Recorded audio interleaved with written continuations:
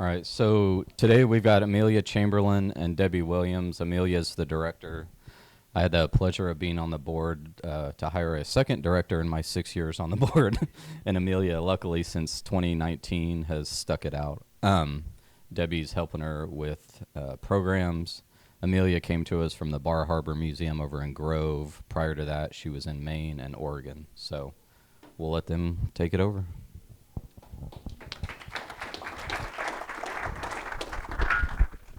And actually, that was kind of a mixture of museums, because I was in Maine at the 19th century Willowbrook Village for about 8 years, and then I moved to where Bar Harbor is, and then I moved to Grove, and that's Harbor Village, and that's a mistake that people make.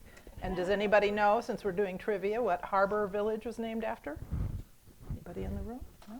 Harvey and Bernice Jones, but anyway. You can't forget some things. All right.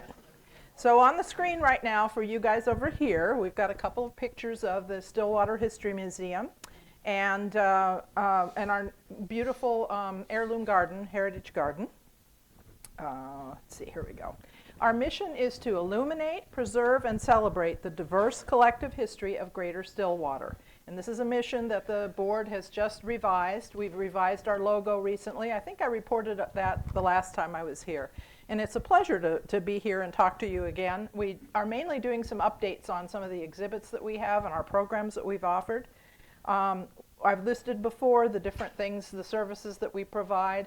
I won't go over those again, but what I wanted to do was highlight exhibits. And Debbie, when I first came to Stillwater almost 4 years ago now, was primarily doing children's programming and some adult as well. But then COVID hit, and all of a sudden we weren't having all the folks coming in and all of that. So we kind of regrouped, and Debbie has been a big help in doing exhibits with me. We work together, brainstorm about different things, and it's turned out to be a great partnership. So today she's going to be talking about different programs and maybe exhibits. I'm not sure. We might talk about the Osage thing if you want to. Okay. One of the exhibits that we have up right now, it's been a long-term exhibit, is Those Who Serve, a military exhibit, and the military service organizations that serve the military.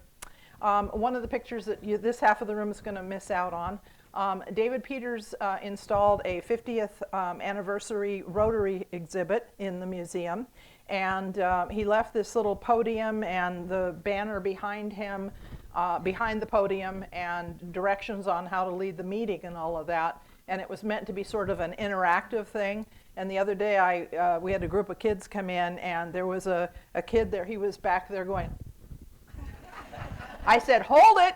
And so I took his picture and sent it to David. It was a hoot. So, you know, Rotarians, you're serving in the museum as well as, yeah. Right, we have a program called Stillwater Collects, and we change that out about every 3 months. We've had a wide variety of things, from Pez dispensers to you name it. Well, right now we have typewriters. And this is one woman's collection, some of her collection. She has many. But she's got a couple in there. One of them types musical notes, and another one types in the Czech language. She worked for the State Department for a while and was over in Czechoslovakia, and I assume acquired the typewriter at that point. Coming up, we're going to have... This is when I get to talk. One of many times. Yeah. You know, one of the things that we have found is we plan, and then something kind of falls in your lap and you run with it. So, as many of you probably know, in October, there's going to be the release of the film Killers of the Flower Moon, which is about the atrocities against the Osage tribe. Well, one of our board members, Dell Ingram, who collects all things Oklahoma pop culture, comic books, music, has a collection of comic books that were written during that time and about 15 years after that talk about that time in our history. And so that's going to be our Stillwater Collect through October, November, and December. So that just fell in our laps this morning. So it's evolving, even as we speak. And then we had an exhibit. when she talks about falling in her lap, we were upstairs sorting through things and organizing. We've been doing a lot of that, trying to create more space in our museum for our collections. And we came across a whole bunch of framed photographs, and they were all architectural details. And little by little, we figured out, well, these are all from land run to statehood territorial houses.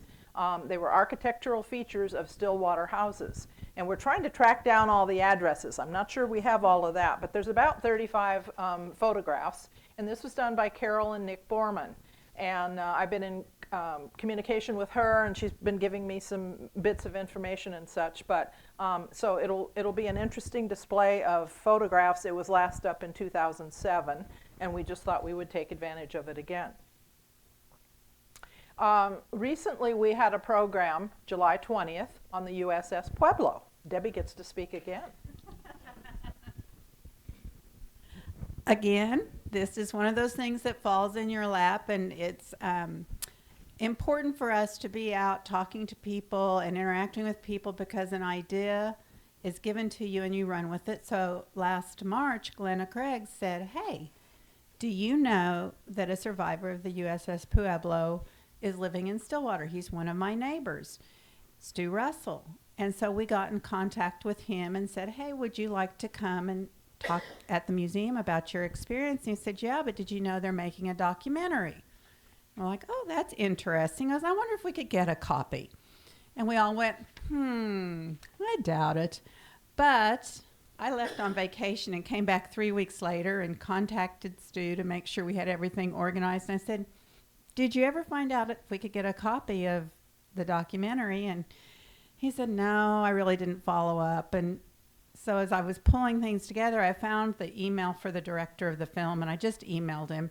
And he said, I mean, this was like at 2 o'clock on a Tuesday afternoon, and 5 o'clock my phone was ringing, and Bill Lowe from California was calling, going, I'm getting a ticket, I'm coming to Stillwater, I'm bringing the movie.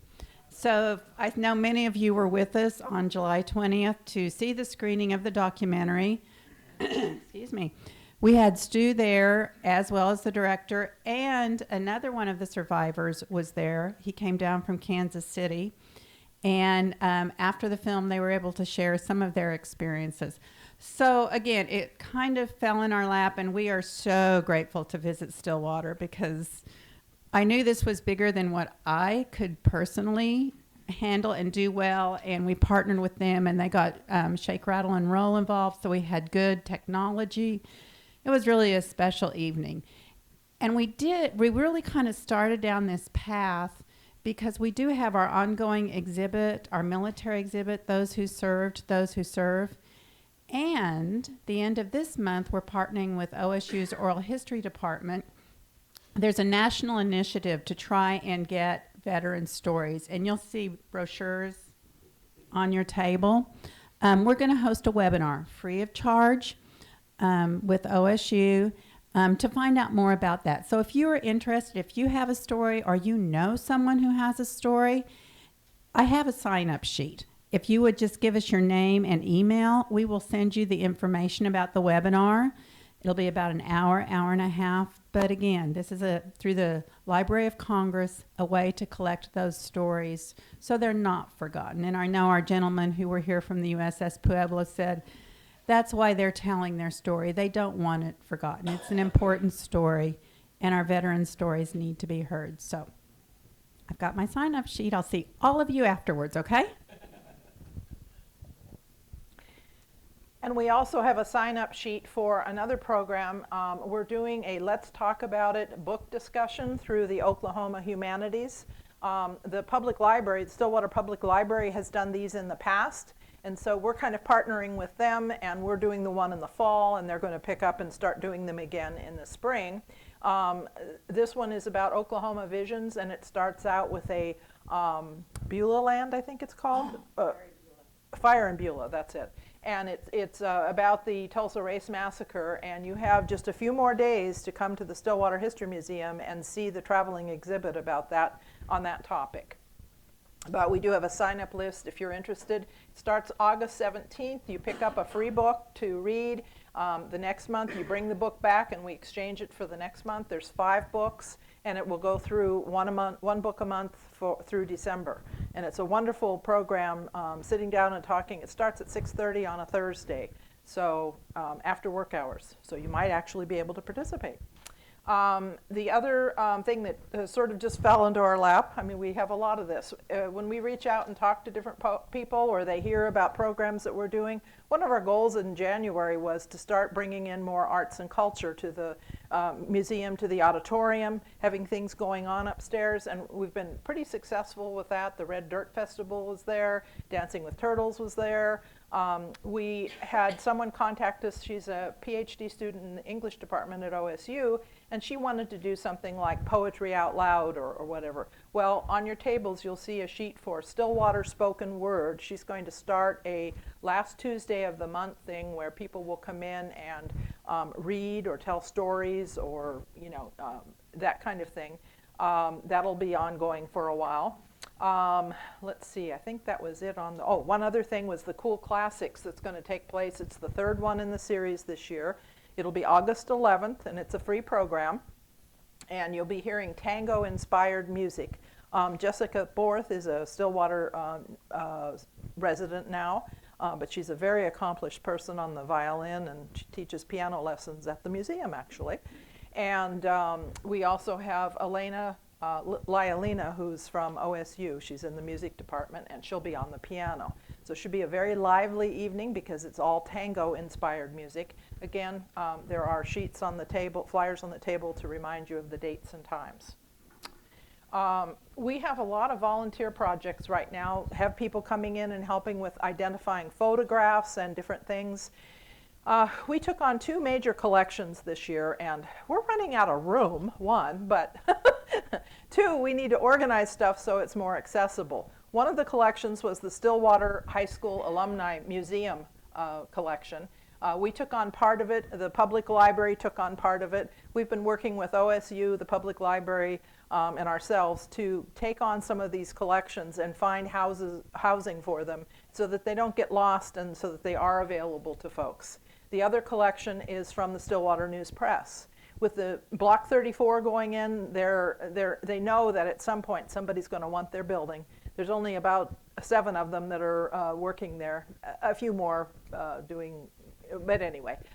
So they know that building's not necessary for their work anymore because they don't have the printing press and all of that. So at some point they will be leaving. Well, their whole upstairs floor was filled up with boxes of photos and newspaper clippings and, contact negatives and just, all kinds of stuff.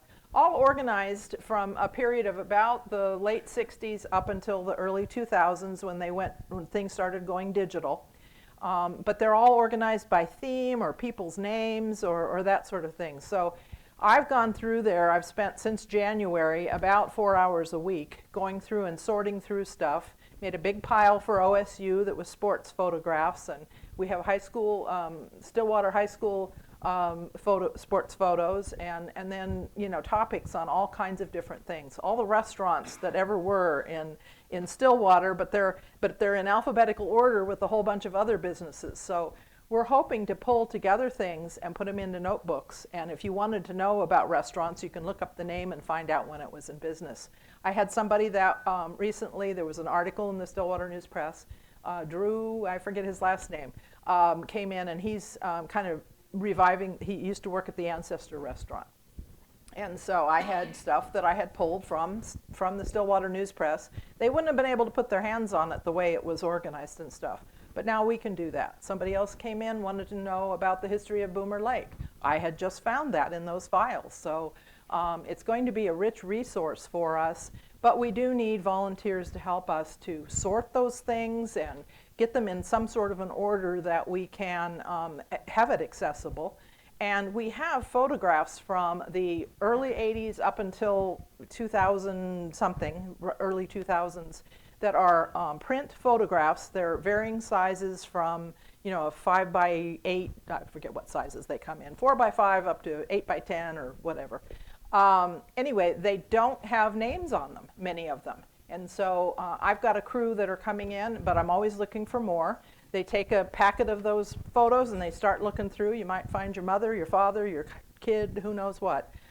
But if anybody's interested in that, afternoons, Tuesdays through Saturdays, we have that set up. So if you want to come in and look, that would be wonderful. Of course, our auditorium we rent out for a variety of purposes. Some of them cultural events, but some of them weddings and things like that. So if you have an event and you're looking for a place to hold an event of 200 or fewer people, we're a wonderful place to do that. The acoustics are wonderful. We do have our gift shop, lots of unique gifts, including a stemless wine glass with a Stillwater map on it. And we also have a tumbler. Lots of kids' gifts. We sell fry bread. And I think it's Osage, too. There's another connection. Never mind. Okay. And I just wanted to thank Rotary because, again, a little while ago, Mike made it possible, the 3 different Rotary clubs made it possible. You guys combined funds, and I think we were awarded around $12,000, and we were able to redo our bathrooms. And, you know, I still to this day take people in and say, look at our bathroom, isn't it beautiful? You know, I know that's a weird thing for a director to do, but they still look nice. They look as good today as they did back then, and we so needed that. And it's just so nice to have a place that you're not embarrassed to have people go into. We've had, thanks to the community and different grants, the city is now funding us at $30,000 a year. That began last year. We still only have 1.25 staff, and we're trying to figure out ways to get more staff so that we can continue to do great things for the community. We've gotten 4 different grants from the Oklahoma Historical Society Historic Preservation, totaling about $37,000. And so we've made some good progress in our collections with textiles and digitizing. A lot of things are available out on the internet so that they're accessible. And then we recently had a $1,000 Vibrant Stillwater grant, and one of the pictures on the wall that you can't see over there, if you look at the south side of our building where our windows are, it says Stillwater History Museum. It's your history, all big letters, and you can read them from the news press lobby. I checked. And that's a couple 3 blocks away. Our goal was to let people know what the building is, because people driving by, they see it, it looks like a church. It was a church. They don't realize there's a history museum in there. And with Block 34 going in, we wanted to make sure that anybody that was going to events, it seems to have worked because the Dancing Turtles event, we actually, we had more people coming into our door this last time, which was great. Not everybody has seen that we're there. There I did do something on that. Interesting. Okay, we are supported through our memberships, corporate sponsorships. We have wonderful benefits for members from getting into museums across North America and the Payne County Historical Society Review publication. And I guess that's it. I use these for visual clues, and then I wanted to know if there were any questions. You guys had some interesting ones last time. I probably answered all your questions last time, I know it. But we do have, if you want to take the sheets on the table as a reminder, we do have sign-ups over here. My card is here. And if anybody has an interesting collection they want to put out in the Stillwater Collects case, let me know. James McDonald had his political buttons for the 2nd or 3rd time in our history. I do have a question. Would you go over again your book review? I'm not going to call it. The book discussion? Let's yes, talk about yes. it. Would you repeat that? Okay. Some of us have to hear it 2 or 3 times. Oh, that's okay. I know, and I tend to talk fast, and I know what I'm talking about. You might not know, but anyway, no, we have the books that are going to be read are Fire and Beulah, Red Dirt, Growing Up Okie, The Honk and Holler, Opening Soon, Shell Shaker, and Pushing the Bear. And what happens is there is a professor that comes in and leads the discussion. Usually they talk and give you a little bit of background about the book, and then you break up into groups if it's a large group, or we just stay in one group. And we'll be doing this upstairs in the auditorium. And I've done this before when I was at Harbor Village. And we did them twice a year, and I think it went on for about 3.5 years. It was the best. I mean, we had a lot of people that repeated. It's really great to be able to read these books and just discuss them with people. I mean, if you belong to a book club, you probably know all about that. But then having the scholar come and add in information about the background of the book and that, it's really good. So August 17th is the first. They'll take place at 6:30 to about 7:30, going on to 8, depending upon the discussion. Yes. August 18th, September 14th, October 12th, November 16th, and December 14th. So about the same time each month. And you get a book, and you bring it back the next time, and we give you another book. And it's best if you can come to all of the discussions, but it's not required. Quick, this is more a comment, but I don't know if you've ever been to Stillwater, Minnesota. I've heard about it. I actually haven't, but we've had Stillwater Minnesotians come to us. Yes, well, I found it interesting. We were up in that area a few years back, and it just happened to be close. And I said, we got to drive through Stillwater, Minnesota. It's a really unique, kind of cool town. But Yeah. they also claim to be where Minnesota began, which I found that interesting. But it's another Yeah. Stillwater that has that same claim, but interesting. That is Anyway. interesting. All right. Well, thank you for your attention. Appreciate it very much.